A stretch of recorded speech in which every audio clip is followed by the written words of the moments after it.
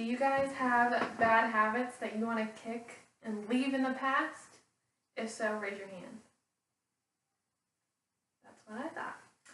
I as well have bad habits and everything just like anyone else. And we all have to work through it and find out what works best in order to kick those bad habits, whether it's using apps or having the person that keeps you accountable or finding some support group or anything like that to help you kick like that bad habit. So today I'm going to tell you guys a few tips in some ways that you can kick the bad habits. Okay. The first tip is to define the behavior or the bad habit that you want to kick. And you have to do it in a specific manner. So instead of saying, I don't want to eat bad food for however long, you want to say, I don't want to eat carbs, or I don't want to eat bread and pasta. Or if you have a sweet tooth, I don't want to eat any candy for however long you're wanting to kick that habit or ever again. So you'll want to make sure that it's concrete and that you are stating it in a very clear and simple way so that you can continue to move on with that goal throughout your journey. So an example that I have is if you're, like I said earlier, if you don't want to eat sweets, a lot of people do this for religious purposes or just because they want to be healthy. So if you don't want to eat sweets, you can say that your goal is, I will not eat sweets for 3 months or however long you want to go on that journey. Start with your highest priority. So if your number one priority is to not eat any sweets, then go for that. If it's to no longer bite your nails, go for that. So choose the behavior you want to replace first and make it an easy behavior so that you can easily succeed at it. So if biting your nails is really, really hard and it's one of the hardest bad habits that you have, you probably don't want to start with that one because it may take you longer and you may not want to do it, or you may fall off the wagon and not continue on with breaking that bad habit. And the second thing is you'll want to research different behaviors that you can replace it with.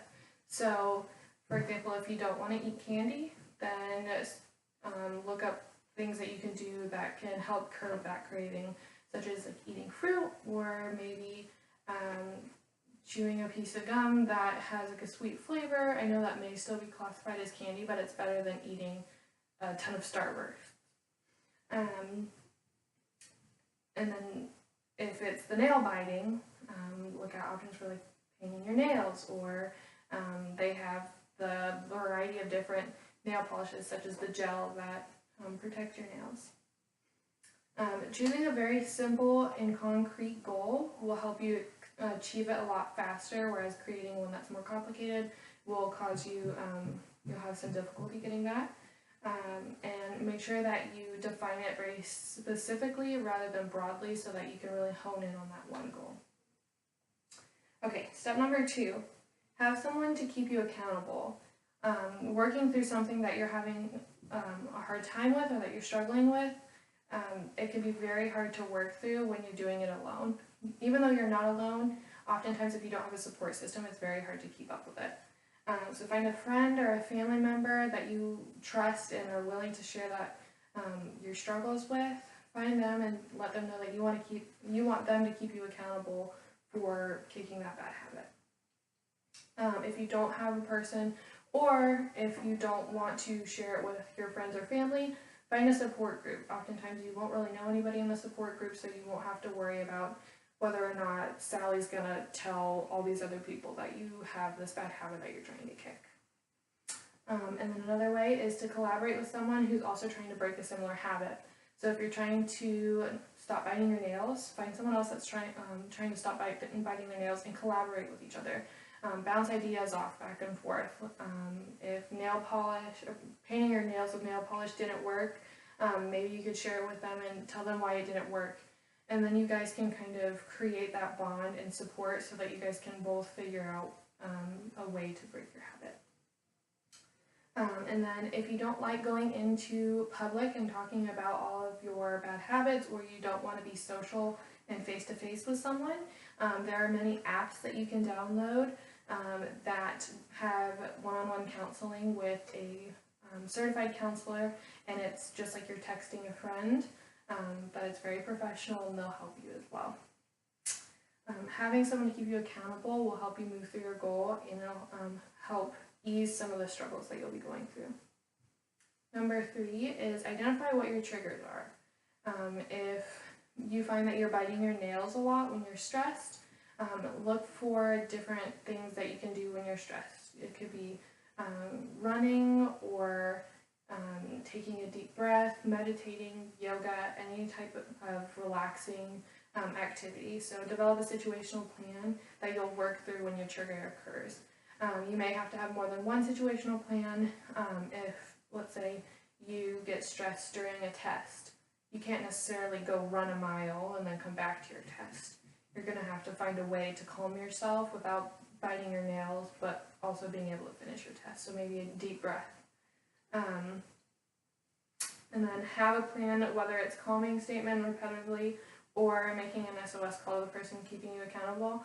Of course, you'll want to make sure that you have different plans for different occasions, so that you can make sure to calm yourself without interrupting anything that you're doing. Like I said, the test. You can't leave the test. You may have multiple triggers that bring on a bad habit. Understand that one plan may not work. Okay?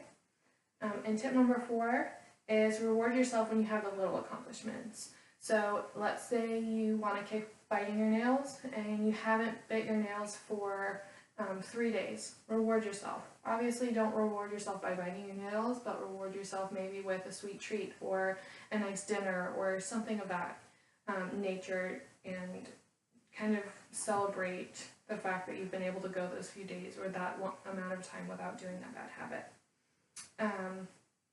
Breaking a habit is often a long journey, so the small celebrations will help you get through it, as well as having someone to keep you accountable and tracking your progress through. And the side of tracking your progress, something that people do is keep a journal. So you can keep a journal and write down all of your progress and achievements so that you can flip back when you're having a hard time, and you can identify, maybe you write something that really, really worked for you one day, and you're trying to find a solution, and all your solutions and situational plans aren't working. So you can flip back to your journal and find that one thing that really helped, and then you can try it and maybe it'll work. So definitely keeping a journal will help out, and you'll be able to review all of your progress. Rewarding yourself throughout the journey will help you from breaking that, will help you with breaking that bad habit, and it'll help you from going back into your old ways of biting your nails, eating a ton of candy at one sitting, or whatever it may be that you're trying to break. Now that I've given you guys these tips, I recommend you guys think about it, think about a bad habit that you guys have, and think about the ways that you can work on it with, maybe you want to reach out to a friend and confide in them and let them know, like, hey, I'm really struggling with this, but I want to help. Do you want to keep me accountable? Or find support groups, or do anything just so that you can conquer that bad habit and better yourselves. Okay? All right, thanks guys.